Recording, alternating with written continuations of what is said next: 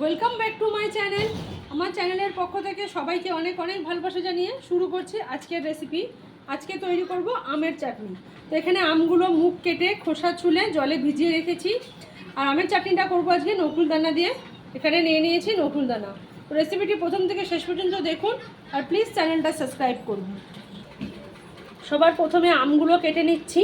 আমে কিন্তু আটি হয়ে গেছে, কাটার সময় একটু হাতটা সাবধানে। অনুষ্ঠান বাড়িতে যেভাবে আমের চাটনি করা হয় সেইভাবেই করব। এই জন্য আমি শুধু আমগুলোকে এভাবে 4 পিস করে কেটে আবারও জলে ভিজিয়ে দেবো।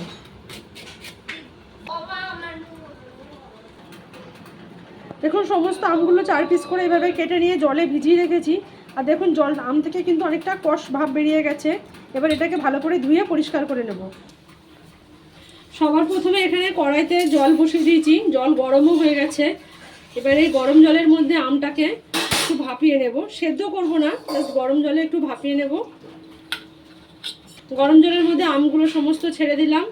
এবার এর মধ্যে দিয়ে দেবো লবণ আর পরিমাণ মতো সামান্য একটু হলুদ দিয়ে দিচ্ছি। লবণ,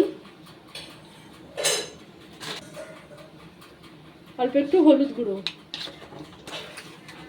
লবণ হলুদ দিয়ে আমটা ভালোভাবে নেড়ে নেব। এবার এই আমটা গরম জলে দিয়েছি, এটাকে জাস্ট ফুটে ওঠার অপেক্ষা করব। আর ফুটে ওঠার জন্য এটাকে আমি ঢাকা দিয়ে দিচ্ছি।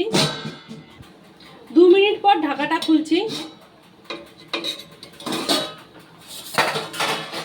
দেখুন আমটা কিন্তু চারপাশ থেকে সুন্দরভাবে ফুটে গেছে। এবার এটাকে তুলে নেব। সমস্ত আমগুলো কিন্তু জল ছেঁকে আমি একটা থালায় তুলে নিচ্ছি।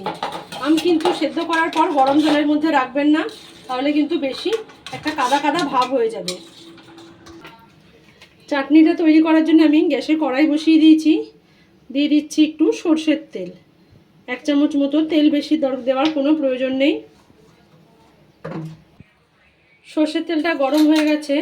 এবার এর মধ্যে দিয়ে দিচ্ছি 5 ফোড়ন, অল্প একটু 5 ফোড়ন, লঙ্কা, আর দিয়ে দেবো অল্প একটু সর্ষে, কালো সর্ষে সামান্য একটু। এবার ফোড়নটা নেড়ে নেব। ফোড়ন থেকে যখন খুব সুন্দর একটা গন্ধ বেরোবে তখন এর মধ্যে দিয়ে দেবো পরিমাণ মতন জল। ফোড়নটা কিন্তু ভাজা হয়ে গেছে, ফোড়ন থেকে একটা খুব সুন্দর গন্ধ বেরোচ্ছে। এবার এর মধ্যে দিয়ে দেবো আমি পরিমাণ মতন জল।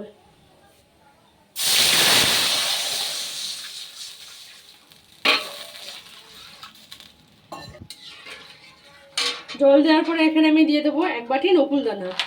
আপনারা চাইলে কিন্তু এটা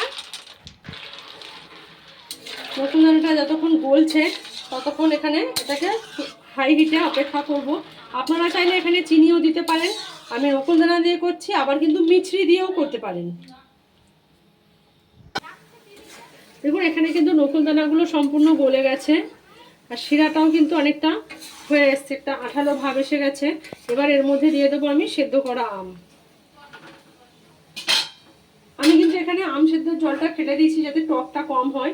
যদি টক বেশি খেতে চান সেক্ষেত্রে ওই জলের মধ্যেও করতে পারেন। দিয়ে দিচ্ছি সেদ্ধ করে রাখা আম।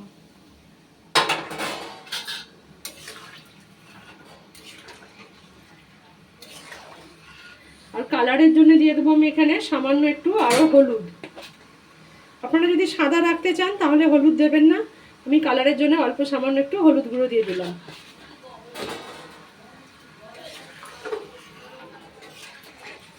এবার আম দিয়ে চিনির শিরার সাথে খুব ভালোভাবে ফোটাতে হবে।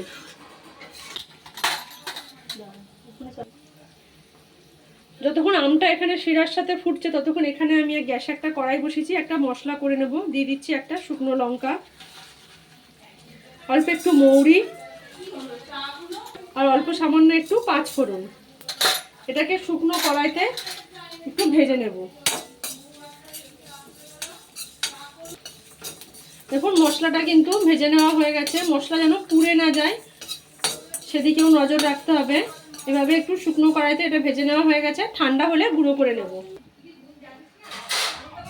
দেখুন এখানে কিন্তু আমের শিরার মধ্যে আমগুলো কিন্তু ভালোভাবে ফুটিয়ে নেওয়া হয়ে গেছে, অনেকটা শিরা কিন্তু কমেও এসছে। এবার এর মধ্যে দিয়ে দেবো আমি বিট লবণ। আগে আমি সাদা লবণ দিয়ে আমটা সেদ্ধ করে রেখেছিলাম, এখন টেস্টের জন্য দিয়ে দিচ্ছি বিট লবণ।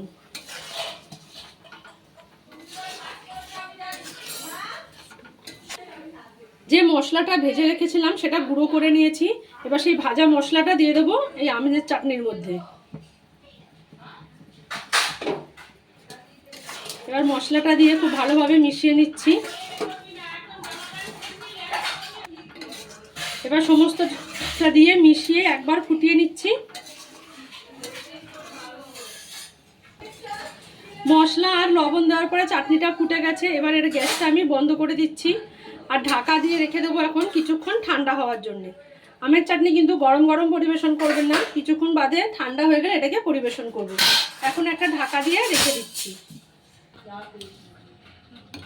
তৈরি হয়ে গেছে আমার অনুষ্ঠান বাড়ির মতন একদম আমের চাটনি।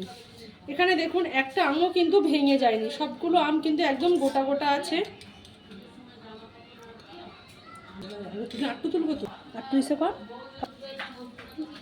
তৈরি হয়ে গেছে আমার অনুষ্ঠান বাড়ির মতন আমের চাটনি। একদম এইভাবে পারফেক্ট আমের চাটনি তৈরি করতে আমি যেভাবে করেছি এইভাবে তৈরি করুন। আর প্লিজ চ্যানেলটা সাবস্ক্রাইব করুন, লাইক শেয়ার কমেন্ট করে পাশে থাকবেন। সকলকে অনেক ধন্যবাদ।